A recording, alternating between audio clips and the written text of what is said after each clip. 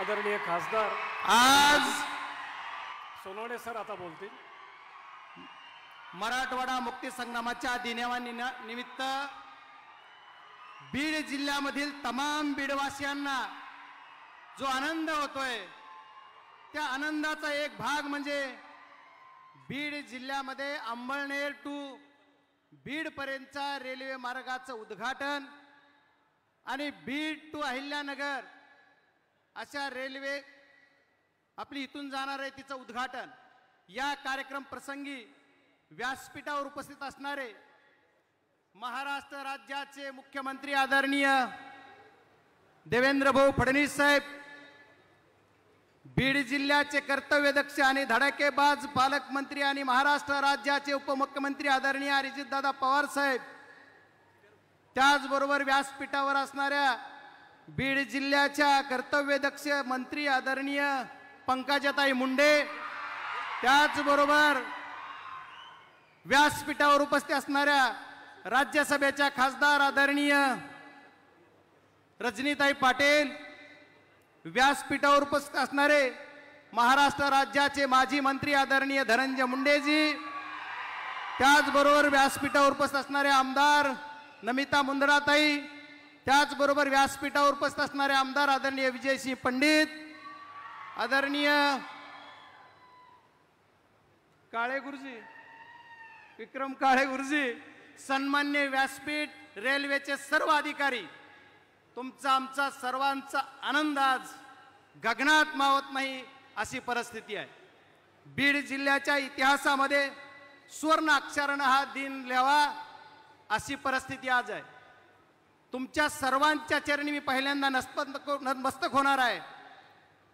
ज्यावेळेस रेल्वे समितीची कृती समिती म्हणून स्थापन झाली त्यावेळेस कैलासवासी नामदेवरावजी क्षीरसागर, हनुमानजी उपरे, अमोलजी गलदर व सर्व कृती समिती असे विविध स्तरातील व्यापारी असतील, स्वतंत्र सैनिक असतील, दिवंगत सर्व जी काय विविध स्तरामधील सर्व जनतेने एक कृती समिती करून रेल्वेचा लढा उभा केला आणि या लढ्याचं यश आज आहे. तत्कालीन गंगाधरप्पा बुरांडे, केशर काकू, गोपीनाथरावजी मुंडे साहेब यांच्या मागणीचं हे फलित आहे.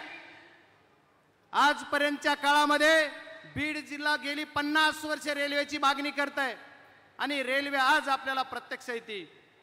आणि आदरणीय आपले मुख्यमंत्री ज्यांचा धडाकेबाज कामाचा धडाका आहे अशा यांच्या हाताने आज इथं आपल्याला लोकार्पण होत आहे. आदरणीय पालकमंत्री दादांच्या अध्यक्षतेखाली हा कार्यक्रम होतोय. आज खरोखरच आनंद वाटेल असा क्षण आहे. रेल्वेच्या गेल्या कित्येक वर्षापासूनची मागणी आज आपली पूर्ण झाली. रेल्वेमध्ये आपल्याला सर्व अहिल्यानगर ते परळीचा सर्व रेल्वे ट्रॅक आणि सर्व लांबी जर विचार केली तर 261 किलोमीटर आहे.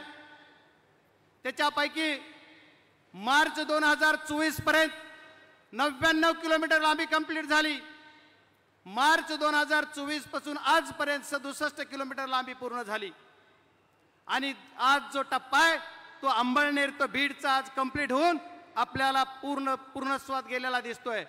बीड जिल्ह्याचा खासदार म्हणून मुख्यमंत्री महोदय ज्या दिवशी शपथ घ्यायच्या अगोदर पण रेल्वेच्या बैठक लावायचं काम केलं. तुमच्या सर्वांच्या आशीर्वादानं बीड जिल्ह्यातल्या जनतेनं मला निवडून दिलं. त्याचं काम करण्याचा सालकरी गडी म्हणून मी प्रामाणिक प्रयत्न करतोय. आणि प्रयत्न करत असताना आदरणीय अजितदादांनी ज्या दिवशी पालकमंत्री पद स्वीकारलं त्या दिवसापासून धडाकाच लागलाय. प्रत्येक गोष्टीला साध्या साध्या गोष्टी आहेत, साध्या साध्या गोष्टीवर सुद्धा आदरणीय दादा लक्ष देऊन आहेत. रेल्वेसाठी जी लाईट लागती, जे सबस्टेशन लागतंय, मी रेल्वेचा ट्रॅक टाकण्याच्या मागे मिटिंगा घेऊन आजपर्यंत रेल्वेच्या GM पासून चीफ इंजिनियर पर्यंत, मिनिस्टर पर्यंत, बोर्डाच्या अध्यक्षापर्यंत आत्तापर्यंत मी जवळपास 16 मिटिंगा घेतलेल्या आहेत. आणि ही सुद्धा तुम्ही दिलेल्या ताकदीच्या जीवावर सर्व जनतेचे आभार मानायचे. आणि त्या बैठकामधून काय फलित झालं तर आपली रेल्वे आजपर्यंत आपल्याला इथं आलेली आहे. याच्यामध्ये सर्व महाराष्ट्र शासन आणि केंद्र शासन 50-50% हिस्सा अशा एक या पद्धतीची ही रेल्वे जी महाराष्ट्रामध्ये 4 मार्ग चालू आहेत त्याच्यातला हा एक मार्ग आहे.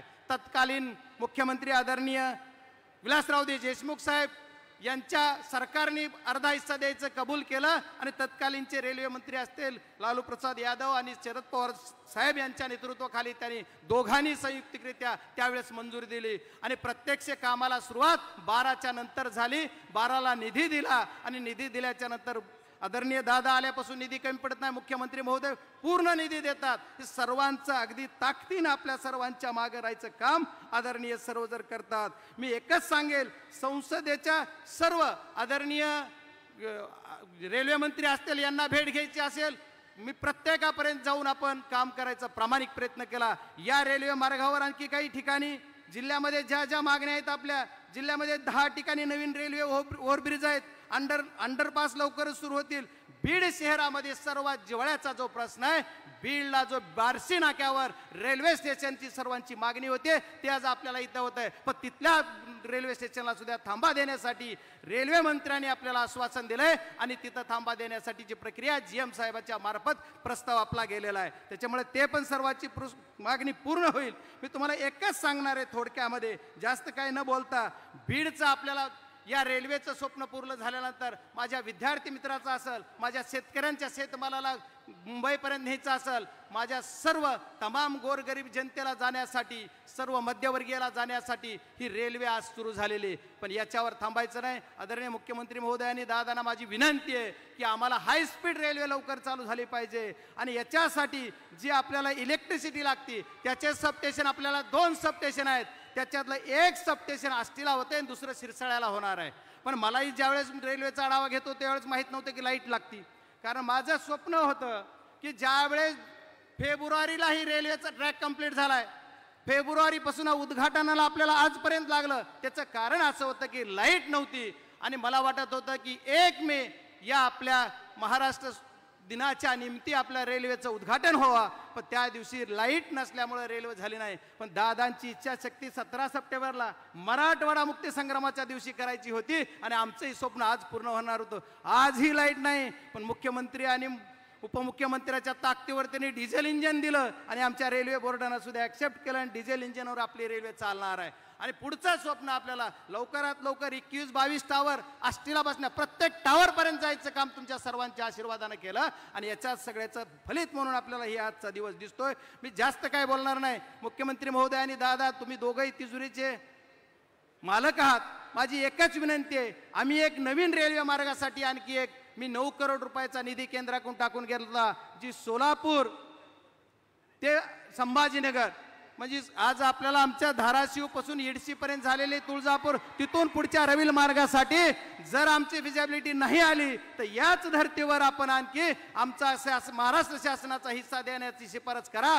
मी दादा आपल्याला DPTC बोललो होतो, तशा पद्धतीने आपण पत्र द्यायचं आश्वासन दिलं. मुख्यमंत्री महोदयाने माझी विनंती आहे की आपण असं कराल अशी अपेक्षा व्यक्त करतो. बाकी भरपूर आहे पण मान्यवर बोलणार आहेत. मी एकच 2 मागण्या, आदरणीय दादा आणि मुख्यमंत्री, आपल्याला कधी दोघं एका स्टेजवर भेटायचे मला माहीत नाही, पण आदरणीय दादांचं धडाकेबाज काम करणं, पुण्याचा ढाण्या वाघ म्हणून ज्यांना ओळखतं अशा दादांचं धडाकेबाज काम करणं बीडमध्ये करत असताना त्याच पद्धतीनं करतायत असं म्हणलं तरी हरकत नाही. आणि आदरणीय मुख्यमंत्री महोदय, नागपूरचं जे तुम्ही धडाकेबाज काम करता ती जरा आमच्या बीडला द्या. आमची एकच मागणी आहे, ज्या पाण्यासाठी तुम्ही वारंवार मराठवाड्याचा जे अंशाचं याच्यासाठी बोलताय, पण मराठवाड्याला पाणी देण्यासाठी दादा वरचं पाणी उजनीत आणायचं का, आज पण मला वाटतं सकाळी मुख्यमंत्री महोदयांनी कुठंतरी बोलले. त्याच्यासाठी मी मागच्या काळात सुद्धा 25 TMCचं पत्र आपल्याला दिलं की आम्हाला 25 TMC पाणी तरी मांजरेत आणा आणि मांजरीहून मांजर सुंब्याला टाका. माझ्या जिल्ह्याच्या प्रत्येक भागात जाते आष्टी तालुका वगळता. याच्यासाठी मुख्यमंत्र्यांनी आणि दादांनी आम्हाला मदत करावी एवढी आमची हात जोडून विनंती आहे. ही जर कराल, आणि दानसूर मुख्यमंत्री आहेत, दादाचं तर काय नाही धडाकाच आहे, त्याच्यामुळे दादा या सर्व गोष्टीचा सहानुभूतीपूर्वक विचार कराल अशी अपेक्षा व्यक्त करतो. आणि मला रेल्वेच्या अधिकाऱ्यांनी बोलताना का टाळलं माहीत नाही, पण मुख्यमंत्र्यांनी दादांनी बोलायला संधी दिली त्याबद्दल तुमचे आभार आणि तुमच्या जनतेचे सर्वांचे आभार की माझ्यासारख्या एका शेतकऱ्याच्या कुटुंबात जन्मलेल्या व्यक्तीला आदरणीय मुख्यमंत्र्याच्या शेजारी बसायचा मान म्हणजे तुमचा सर्वांचा मान आहे एवढं सांगतो. मला माझा हा मान नाही, मला कधी खासदाराचं स्वप्न दादा पडलं नव्हतं, पण सर्वांच्या कृपेने मी खासदार झालो, त्याच्या तुमचाही वाटा आहे. धन्यवाद, खूप खूप धन्यवाद. खूप खूप धन्यवाद सर.